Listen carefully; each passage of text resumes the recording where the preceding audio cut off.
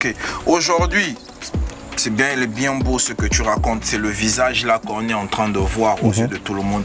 Plusieurs personnes au quartier, dans les coulisses, on essaie d'interviewer, on essaie de demander à quelques personnes, ils disent qu'il y a une main noire derrière toi. Est-ce que tu peux essayer de confirmer ou de dire réellement, est-ce qu'il y a une main noire derrière toi? Il y a une main derrière moi, mais c'est...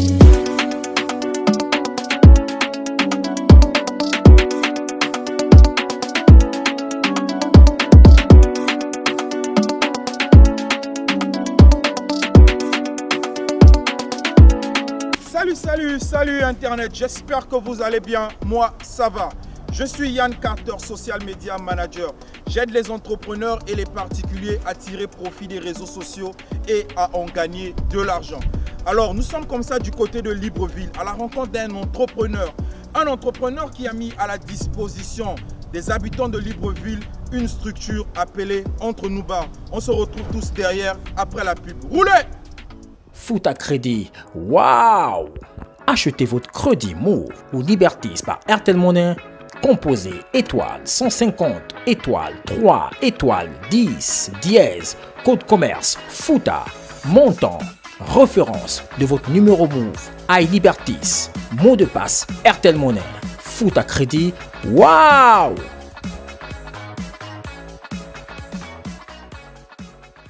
Alors, salut Darlin. Salut, comment tu vas Théron? Ça va?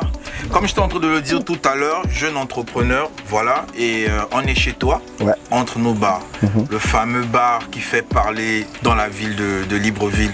Alors si tu peux déjà essayer de te présenter, pour ceux qui ne te connaissent pas, voilà, on entend Darlin Harper. Est-ce que c'est réellement déjà pour dire que c'est ton véritable prénom? Darlin c'est mon véritable prénom, Harper c'est mon pseudo. Ok, d'accord. Tu as voulu être un Américain ou quoi? Non, en fait, c'est une histoire un peu drôle. En fait, on était au lycée et on avait un pote qui s'appelait Prince Parker. D'accord. Et donc, il nous avait recommandé d'avoir un nom aussi qui terminait par Heure. Du coup, on a tous pris un pseudo comme ça. Moi, j'ai pris derrière. Bon, moi, j'ai ajouté Harper. Et notre cas, j'ai ajouté Grammer, Cooper, Carter, voilà. Donc, les légendaires, quand on s'appelait les légendaires. Déjà, ce qu'il faut savoir, c'est que tu es quelqu'un de... On essaie de se renseigner. Tu es quelqu'un de très talentueux pour les personnes qui essaient de nous parler un peu de toi.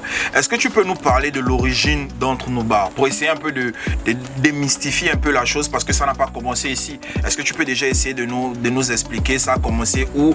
L'idée, c'est venu comment? Bah écoute, l'idée en fait, c'est simplement lancer un business. Parce qu'à l'époque, je suis en Master 2 à l'université Omar Bongo, droit privé.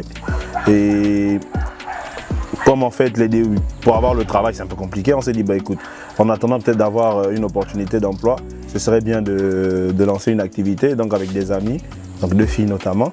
On lance le bar. À l'époque, on est du côté de Libreville, donc ils estimaient que venir à Kanda, c'était un peu loin. Donc, bah écoutez, à un moment donné, on a fermé là-bas. On est à la recherche d'un local justement dans la zone des Charbos et tout Nzeng. Et c'est comme ça qu'on a eu le local du terrain de basket. Voilà, on est arrivé on a inauguré là-bas exactement en septembre 2020. Non, 2019, voilà, septembre 2019, on inaugure, on commence là-bas et tout. Et puis voilà, à partir de 2020, c'est là où ça a commencé à péter. Sérieusement, c'est là où on a commencé à prendre de l'ampleur, à faire venir des artistes. Puisque l'avantage aussi qu'on a, c'est qu'on connaît beaucoup d'artistes, on est un peu dans le milieu. Donc on a commencé à les faire venir chaque dimanche, on a créé le concept du Sunday. Et c'est là que véritablement les choses ont commencé à décoller. Mais est-ce que parce que tu as parlé de septembre jusqu'en 2020, c'est bien ça?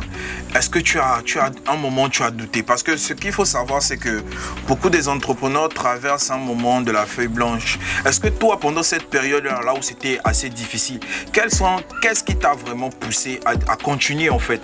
Où as-tu tiré ton inspiration pour vouloir continuer à dire que bah, je vais toujours foncer en fait? Bah écoutez, moi je suis quelqu'un de...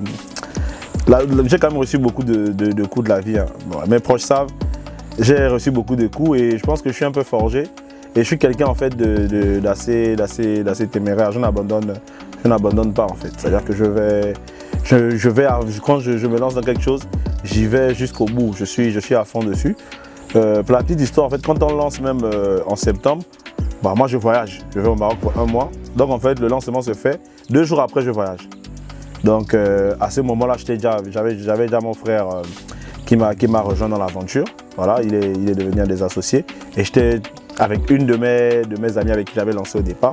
Donc on était 3. Donc eux, ils sont restés à gérer un peu pendant que moi j'étais au Maroc. Je suis revenu, j'ai repris les choses en main. J'ai commencé à faire ma publicité, faire ma com, titiller les gens et tout. On disait même que ma com elle était assez agressive. Donc je faisais ça sur les réseaux et tout. C'était compliqué au début, c'était pas vraiment ça. Mais j'avais l'espoir qu'avec le temps, ça prenne forme comme je voulais, comme on voulait. Et que devant, que les beaux jours étaient devant nous. Qu'il fallait simplement être patient, qu'il fallait simplement charbonner, qu'il fallait simplement communiquer, se battre pour justement jouir des fruits devant. Ok, aujourd'hui, il est bien beau ce que tu racontes, c'est le visage là qu'on est en train de voir aux yeux de tout le monde. Plusieurs personnes au quartier, dans les coulisses, on essaie d'interviewer, on essaie de demander à quelques personnes, ils disent qu'il y a une main noire derrière toi. Est-ce que tu peux essayer de confirmer ou de dire réellement, est-ce qu'il y a une main noire derrière toi? Il y a une main derrière moi, mais c'est une main blanche, c'est la main de Dieu. C'est la main de Dieu, non, il n'y a personne derrière nous. Personne derrière nous. Je dis nous parce que comme je disais tout à l'heure, je ne suis pas seul. Voilà, je suis avec mon frère, on est en association. J'avais commencé avec d'autres personnes et puis lui il nous a rejoint par la suite. Et juste à cette heure-là, au moment où on parle, on est à deux, on est deux associés. Non, il n'y a personne derrière nous.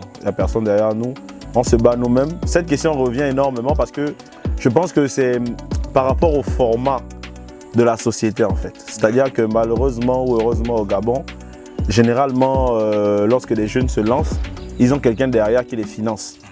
Et donc, lorsqu'on voit quelque chose comme ça qui prend de l'ampleur, on se dit non, il y a forcément quelqu'un derrière qui met des sous, qui les accompagne.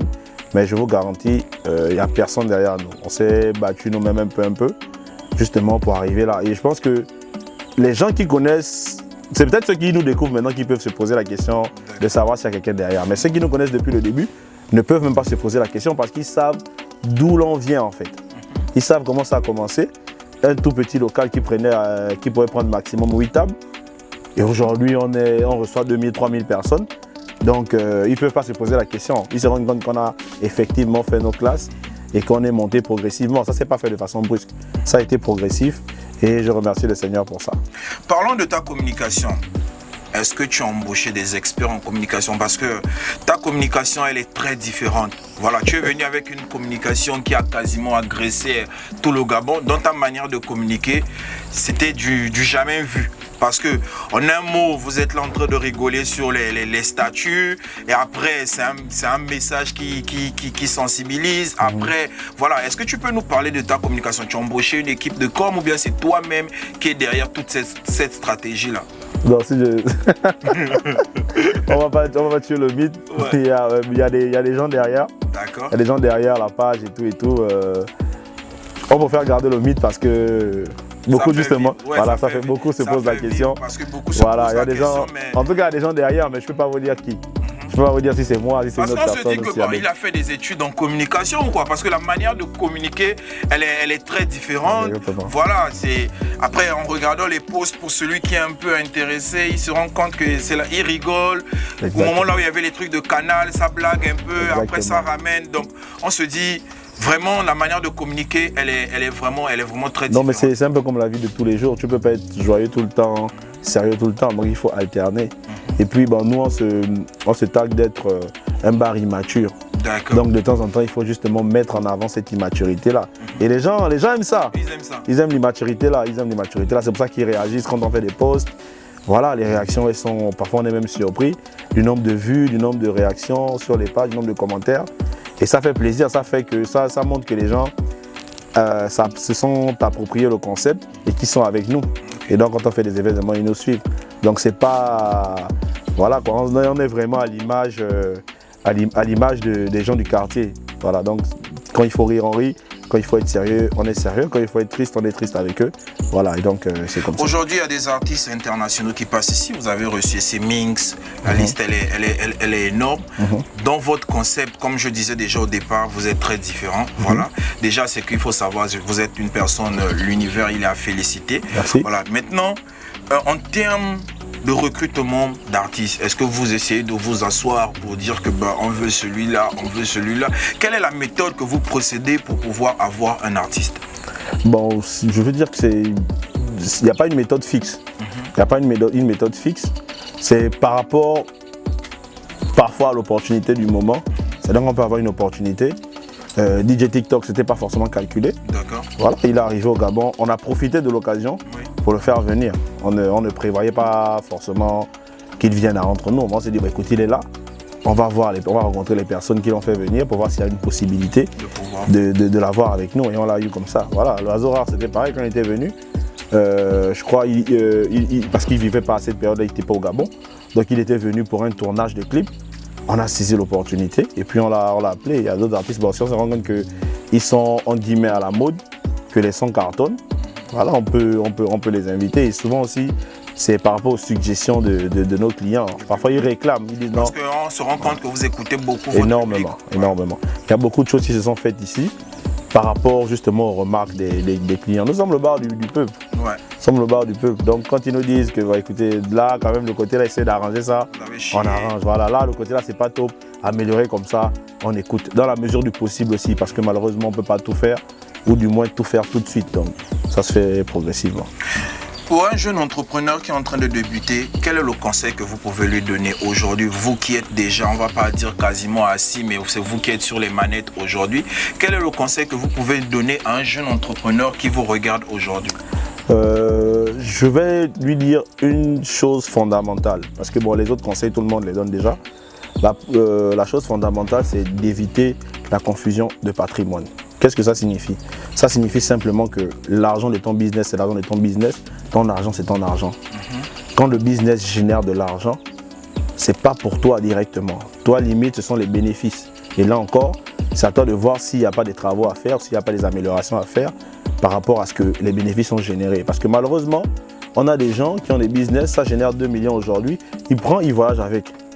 Ou bien il prend, il achète une voiture avec. Et au final, le business tombe. Parce que on a un bar, par exemple. Lorsque on fait un événement, ça rapporte 500 000. Mais écoute, ça veut dire en fait que tu as de la boisson qui est sortie. Ça veut dire en fait qu'il faut que tu refasses le stock. Si tu te dis que les 500 000 qui sont sortis, c'est pour aller groover avec, au bout de quelques temps, ton business va tomber. Et justement, c'est l'erreur que beaucoup font. Ils ne réinvestissent pas ce qu'ils gagnent.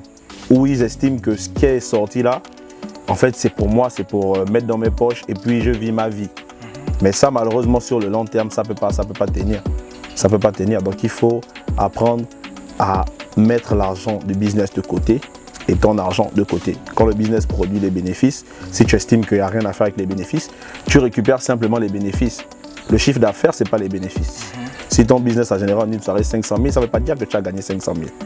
Ça veut dire que tu as gagné peut-être 100 000 ou 50 000. Donc, c'est cet argent-là que tu dois utiliser. Le reste, c'est l'argent du business. Donc, ça doit repartir dans le business. Voilà, c'est le conseil que je pourrais leur donner. On va dire les inconvénients que tu as rencontrés dans ce milieu. Quels sont les inconvénients? Parce que aujourd'hui, c'est bien beau, parce que la manière que tu es en train d'expliquer les chiffres et autres, beaucoup de personnes ils ne savent pas que c'est beaucoup d'années d'études aussi là. Les inconvénients que tu as eu à rencontrer vis-à-vis de ce milieu sont lesquels, par exemple? Beaucoup de difficultés, il y a beaucoup de difficultés. Nous, on fait quand même le bruit.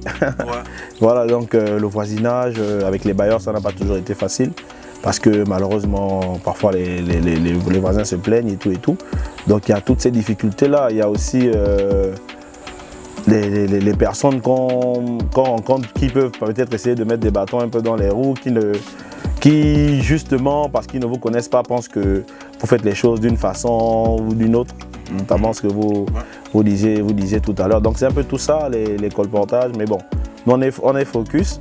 Ce qui est bien, c'est qu'on a une grosse communauté qui nous soutient autant pour moi. Beaucoup de Gabonais nous soutiennent, se reconnaissent en nous, parce que je le disais à quelqu'un il y a quelques jours, je pense que c'est assez rare de voir des jeunes Gabonais qui exercent dans ce domaine-là avoir autant de succès. Donc beaucoup de Gabonais apprécient et se reconnaissent en nous et nous accompagnent. Donc on a une grosse communauté derrière nous, Dieu merci. On espère que ça va continuer et que nous, derrière, on sera toujours là pour les mettre bien.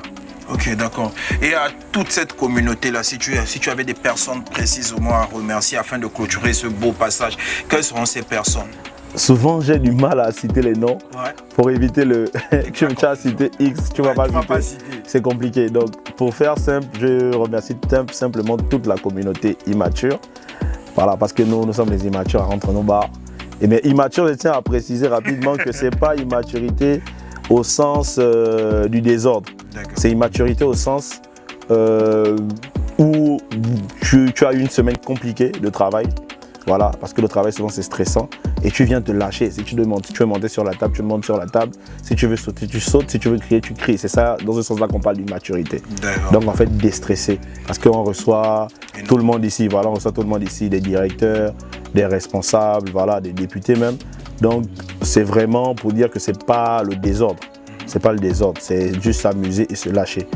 Voilà, donc je remercie toute la communauté immature. Merci de nous soutenir. Je remercie aussi Pava, ils se reconnaîtront, c'est tout un groupe aussi. Voilà, donc c'est eux que je tenais à dire. Il n'y a pas des partenaires à remercier?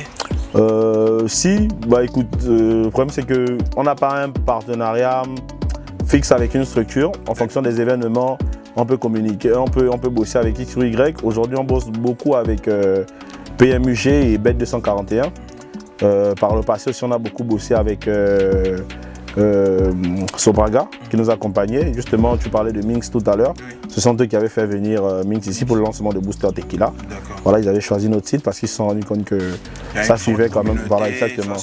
Voilà, donc merci aussi à Sobraga qui est un partenaire vraiment sur le long terme. Voilà. Pour le moment, il n'y a pas d'événement, mais ça va pas tarder à arriver. Mais on remarque derrière le t-shirt, même l'imprimeur aussi dédicace quand même le gars. Ah bon, ça c'était c'est mon gars qui avait fait ça. Là, en ce moment, il y a LVV Concept qui réalise les t-shirts. Avant, c'était Pacheli de Bokaye qui nous faisait nos t-shirts. Il y a aussi Stili Bongas de Moana Kenge qui à un moment donné a fait le t-shirt. C'est même lui qui a réalisé ce magnifique t-shirt puisqu'il imprime aussi. Donc voilà, ce sont vous pouvez les contacter pour faire vos t-shirts. Ok, d'accord. Et pour des personnes qui veulent par exemple réserver des salons mais qui ne connaissent, bon, ils voient entre nos bars sur les réseaux sociaux, quel est le numéro à contacter? 074 09 87 81. Il est disponible sur la page. Il vous suffit d'appeler et puis on vous donnera les détails. Ok, d'accord. Nous, comme ça, on va remercier notre sponsor officiel qui n'est que Fouta Crédit. On va remercier nos partenaires, Monsieur Gildas du Paintball Colonel Niama. On va remercier le maestro de nous avoir accompagnés dans ce projet. On remercie le docteur non-tueux Loïs Alela et sans oublier Massama, Jojo, Moustaraf derrière la photo, Carter Bling, Squall Killer. Et lui, il aimerait souligner quelque chose avant que je J'ai failli oublier quelque chose de très important. On remercie Harper Service. Harper Service, c'est une entreprise de sonorisation, tout ce qui est lumière. Donc tous les événements qu'on fait ici, c'est Harper Service qui fournit tout ce qui est stage, jeux de lumière, sono, etc. Donc, en gros, c'est toi. Harper Service. Comme on disait, l'entrepreneuriat, c'est magnifique. Alors, on se dit comme ça, la suite au prochain numéro. Soyez connectés. On est à Entre nous Bars à Libreville. Salut!